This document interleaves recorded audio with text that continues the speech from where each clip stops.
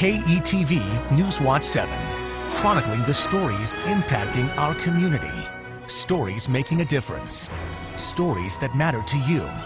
This is KETV Newswatch 7's Chronicle. There are dozens of hospitals in the Omaha metro area, a total of 21 when you include facilities just across the river in Iowa. That's a lot of choices for patients.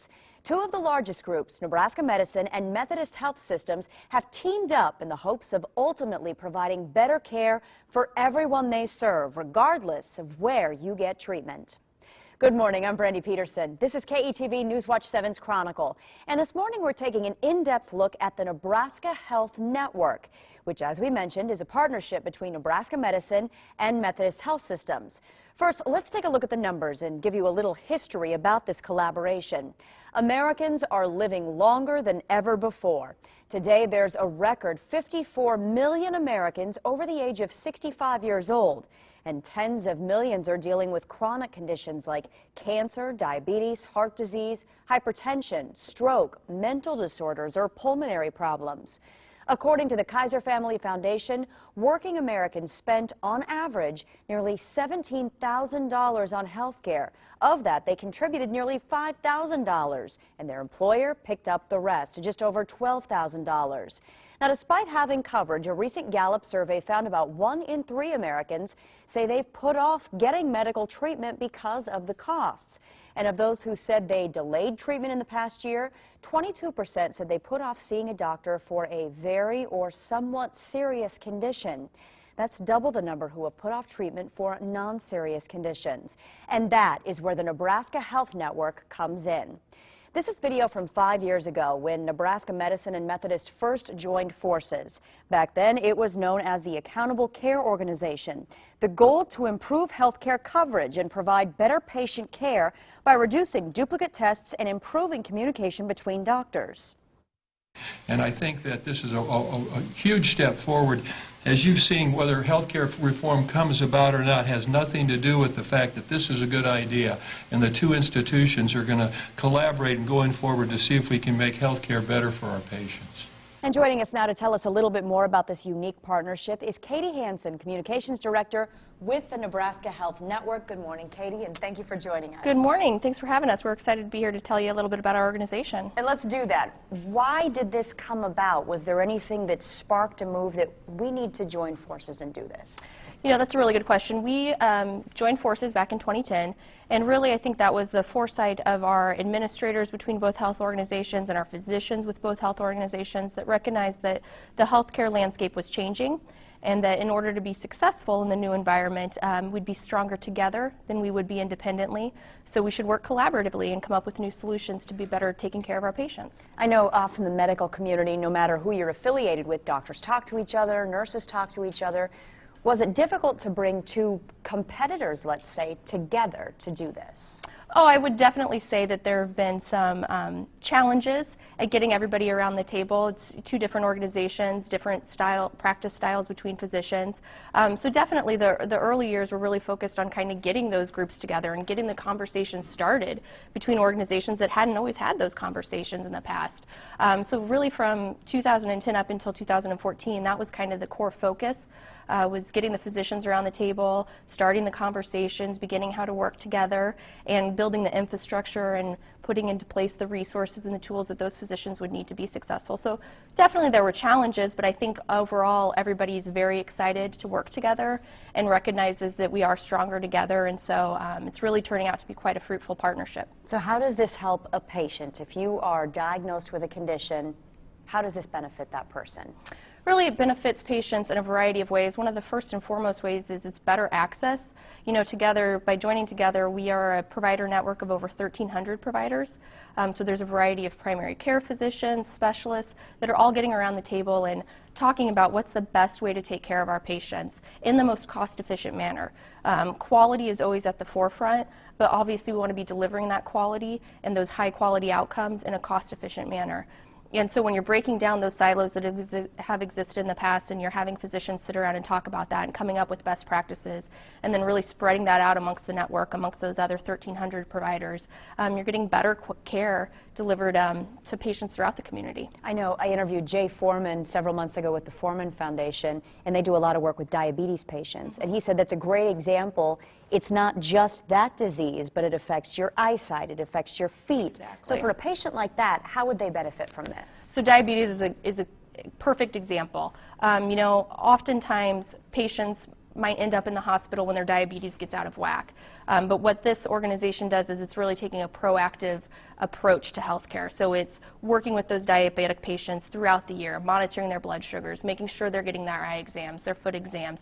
So it's keeping them healthy and preventing those big incidences and those big episodes from occurring is really at the core and at the forefront of it. And not just the patient, healthcare costs, we talked about that a lot in our introduction. Does this help with that as well? Oh, absolutely. So whenever you can be delivering consistent care at the cost-efficient level and translating that across all the clinics and at the hospital, yeah, you're going to be getting quality care in a more cost-efficient manner, and that's going to help everybody's bottom line. It's great for the organizations, it's great for the patients, so it's great for employers in the Omaha Metro. So yeah, really it's fantastic at all fronts. So if you have a condition, you want to get help, should you Google the Nebraska Health Network? Should you look for one of these doctors? What should you do?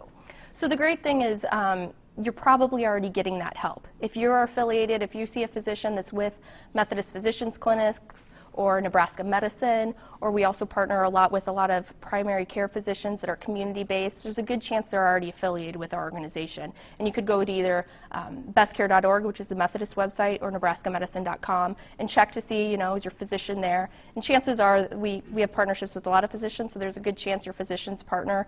And they're already a part of the network, and your doctor that's taking care of you at your home setting is the same physician that's working to come up with new care guidelines and at the table for the Nebraska Health Network, really transforming care. So approaching year 5 now, what are your most notable accomplishments, do you think, because of this partnership? So what we're really proud of, you know, is since January 1st of 2014, we've been taking care of and managing the patient population of our employee bases. And so what we are is we're an accountable care organization, and so that means that you're a health system of physicians and health systems that are financially and medically responsible for coordinating care to a population of patients. That's what accountable care is. And the population of patients that we've been doing that for since January 1st of last year has been our 2 employee bases with Methodist Health System and Nebraska Medicine, anybody that's enrolled in our 2 health plans. So that's really 17,000 lives, and what's really exciting is that over the past year we've been able to put the physicians together at the table to talk through instances like diabetes and to say for these 17,000 patients that we're coordinating care for, what's the best way to be getting them diabetes treatment and to be monitoring it so that they don't end up in the hospital. And we have a variety of work groups that are doing that around the table, and so it's really exciting, you know, and we're starting small with our own employees, and then we hope to expand this out to other populations of patients. And so it's really neat seeing the physicians working together and coming up with new care guidelines and best practices and translating that across both organizations. Is this something that's been duplicated across the country, or is this really groundbreaking for medicine to have this kind of partnership? The fact that we're 2 competing, so to speak, organizations is definitely groundbreaking. I don't think there's too many, there might be a couple other examples throughout the country, but you don't see it too often. So that's definitely groundbreaking. And then accountable care is really, it's the changing way of healthcare. So it's been further along in some places on the coast. They're, you know, a few years ahead of us in how to do this accountable care. But overall, it's a fairly new concept, and everybody's kind of learning together. And it certainly seems Omaha, Nebraska, more and more are on the medical map, whether it's Ebola crisis teams that went into play or Methodists work with cancer research and treating cancer patients. Does this just solidify our spot and really make Omaha stand out in the medical community? Absolutely. You know, the fortunate thing for people in this community is they have great choices when it comes to their health care. There are fantastic physicians throughout Omaha and Southwest Iowa, and I think this collaboration is only going to keep improving that, and the best practices that Methodist might be doing for cancer treatment, now they might get translated over to Nebraska Medicine, and things that Nebraska Medicine's doing, that they're doing very high quality levels of care at a cost-efficient way might get translated over to Methodist. So it's definitely exciting, and I think it puts us at the forefront of change, of healthcare change. Perfect. Katie Hansen, thank you so much Thank for you. being with us today. Great to Appreciate see it. you. Well, it is time now for a short break, but when we come back, we're taking a closer look at the changing landscape of healthcare across the United States and how proposed reforms could impact you and your family, including how a partnership like we've been talking about could make a real difference. First, though, if you have an idea or a topic you'd like to see us explore and chronicle, we want you to email us. The address is news@ketv.com. We'll be right back.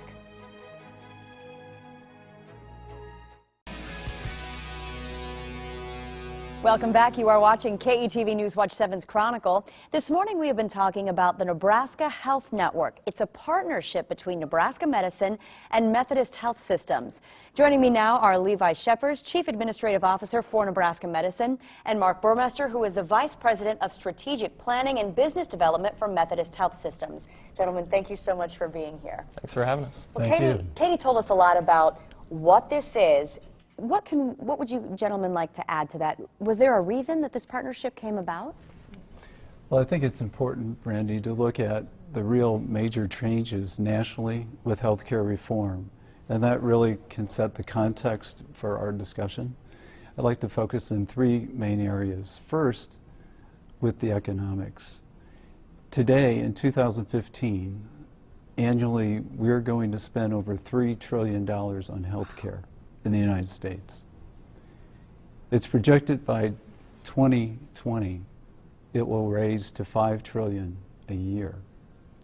And so we're on a very unsustainable path in terms of affording our health care in the U.S. The second major trend is the aging population. You mentioned this at the beginning of the set. We find ourselves obviously growing in our population, but in particular our senior population. Due to healthcare advances in technology, we're living longer, we're aging longer. As a result, by the year 2050, we'll have over 84 million Americans over the age of 65. In 2010, we had 40, so it's going to double over the next 4 decades. And what we have found, as we age, there's a higher probability of developing or acquiring a chronic condition, such as you mentioned earlier, diabetes, hypertension. And these multiple chronic conditions, we know that the top 5% of our sickest patients, the highest acuity, account for more than 50% of the healthcare expenditures in the U.S. Think about that. 5%. Accounting for $1.5 trillion today. Wow. So starting with, I'm sorry to interrupt, starting with the economics, how will this partnership help with that? How has it helped with that already? Yeah, I think the partnership really starts with understanding where all those costs are incurred, so to speak. You mentioned diabetes earlier, and right now, to the extent that someone, their diabetes, as Katie mentioned, gets out of whack, so to speak. Maybe they're not managing it well. They end up in the emergency department, and then they have an inpatient stay. That has a certain cost from an emergency department standpoint, has a certain cost from an inpatient standpoint, and then all of the medicines after discharge. All of those costs add up over the course of a year. And so what we're trying to do is break down each one of those costs from an inpatient standpoint, from a physician standpoint, from a medical standpoint, or a pharmaceutical standpoint, and understanding why those costs exist, sitting down with the physicians, as Katie mentioned, and outlining where could we produce greater value, still increase costs, but reduce those expenditures in those areas of expenditures. And so I think if we can understand where we're spending, then we have a better chance of slowing that trajectory that Mark talked about. Instead of $3 trillion to $5 trillion, maybe we can slow that pace of change. Right now, that $3 trillion is 18% of GDP. That's a lot of healthcare expenditures, and if we can spend those dollars on other things, I think that's the right thing to do for the consumer, and that's largely why we're collaborating. And again, just to expand on what Levi said, if we know the high acuity, high risk patients the 25% accounting for 75% of the spend. Our physicians, our clinical care teams, with the right data and the right clinical management expertise, really can be more proactive in managing those health care events for those patient populations. So there's going to be a greater focus due to our working efforts with our physicians and our clinical teams throughout Methodist Health System and Nebraska Medicine, really proactively managing the patient populations that we serve, which are hundreds of thousands of people on an annual basis. Should any of those people expect different care, whether they're a very sick patient or an older patient, because of this partnership? We hope so. If we do this really well, and we take the burden off of the example from emergency department standpoint, then we can reallocate those dollars to maybe technical or technology-based ways to interact with that patient, to manage a diabetes patient. Maybe it would make a lot more sense to have some sort of monitor in their home that we're receiving the data, we're getting that back to the primary care office, and they're looking at that on a daily basis. And to the extent that they see something in the results, that they can call that person in instead of them waiting until they show up at the ED. So we hope so. That's our plan. But we have a lot of work to do to make sure that that's actually the case. And we both are really embracing team-based care. In our primary care offices, for example, family practice, internal medicine, pediatrics, obstetricians, really embracing the medical home model. And that's a team-based care. So we really do want to actively engage with the patients, especially those with the high risks or the chronic conditions, reach out to them, and as Levi mentioned, on an ongoing basis, really proactively manage their care, monitor their care. For example, if they have congestive heart failure, diabetes, call in with your vitals, with your weight measurements, and if you're retaining fluids, for example, we want to know. Our health coaches, our health navigators are on the phones working with those. And again, to avoid the unnecessary trip to the ER, and to really bring them in, make sure we're providing the best care possible for them. Well, gentlemen, thank you so much for coming in today. And we are not done yet. When we come back, we're going to talk to two doctors in the program about how this partnership has impacted them and how it's helped their patients. First, a reminder, your comments are an important part of this show. You can call in 402-978-8960, leave a message, and please speak clearly. We may use your comments on air. You can also email us news@ketv.com. We'll be right back. Welcome back. I'm Brandy Peterson, and this is KETV News Watch 7's Chronicle. All right, question for you. Has this ever happened to you? You go to one doctor, they give you maybe the antibiotics you need when you complain you don't feel well, but then later in the year you see a different doctor. You share similar complaints. This time, though, you leave empty-handed. There's a concerted effort to make sure this doesn't happen and that you get the same quality of care regardless of who you go to or where you go. Joining us this morning to talk more about the effort are Nebraska Health Network board members, Dr. William Schiffermiller, Vice President of Medical Affairs at Methodist Hospital, and Dr. James Kennedy, an orthopedic surgeon with Nebraska Medicine. Gentlemen, thank you so much for being here. Thank you. You are the doctors. You see the patients. How has this partnership benefited people right here in our viewing area? Well, I'll start out. As an orthopedic surgeon, when we started the Accountable Care Organization and looked at orthopedics, we had over a dozen different order sets for total joints. And so the more you vary from a standard, the worse your outcomes. We now have one standard set. We have one process going through. It includes preoperative education and teaching, preoperative antibiotics, the operative process, the postoperative process, the discharge process. So we've moved that entire disparate set of orders to one single order set and follow those standards. We're going to take it to the next level with additional teaching and outpatient education for patients as well. That's got to benefit the doctors with both of your institutions, that they're learning from each other, they're sharing information. Have you seen the benefits with nurses, doctors, physicians, whoever it may be? Well, I think that's the important part, Brandy, is these are specialists from both organizations coming together, coming to a consensus, getting to know each other, and giving the comfort for the rest of the practitioners that the processes that were developed are of high quality and worthy of following. And we've gotten a lot of cooperation between the two groups of physicians, and they've learned a lot from each other, and I think their relationship building has been important as well. Katie talked a little bit about, it took some time to get the partnerships working. It's been almost 5 years now. Where do we go from here? What's the next step? Well, I think the Accountable Care Organization's original impetus was partly due to a changing reimbursement climate in the United States. And we're, as Katie pointed out, taking care of the employees and their families of the two organizations now. We're looking forward to contracting for total cost of care for a group of patients.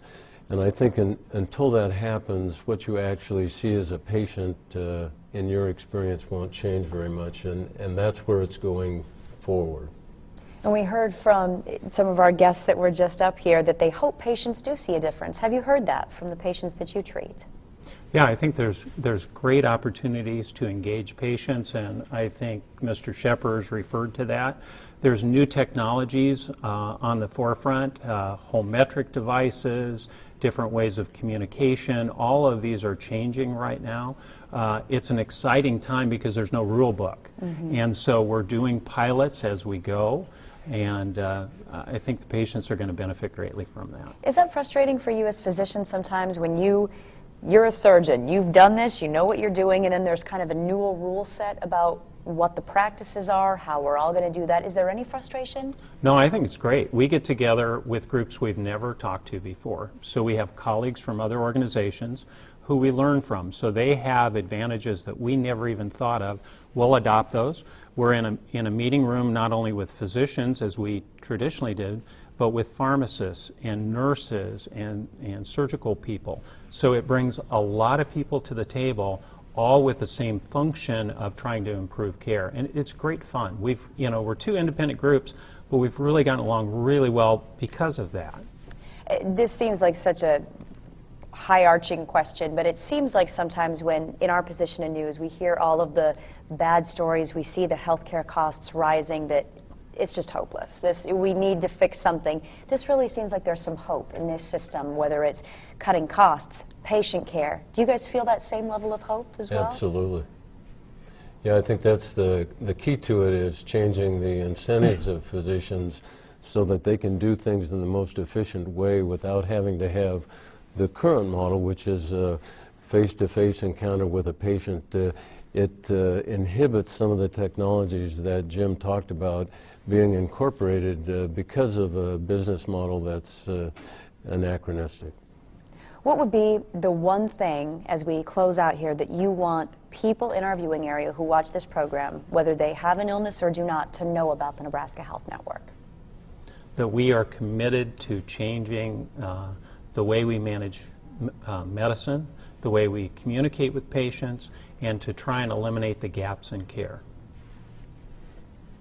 Yeah, we're cooperating two organizations that have a geographic dispersion throughout the community, as well as covering all the specialties and cooperating and doing it, and we'd like to make it a seamless experience for patients going between the two organizations. That's what we'd like to see happen. Terrific. Well, thank you both so much for coming in here today. We really appreciate it. Thank you. And if you missed any portion of today's show, you can find it online. Just look for the Chronicle link at KETV.com. We've also created links to both Methodist Health Systems and Nebraska Medicine if you want more information about either organization or how you can get help and care. I'm Brandy Peterson. Thank you for watching. We hope to see you back here next Sunday morning.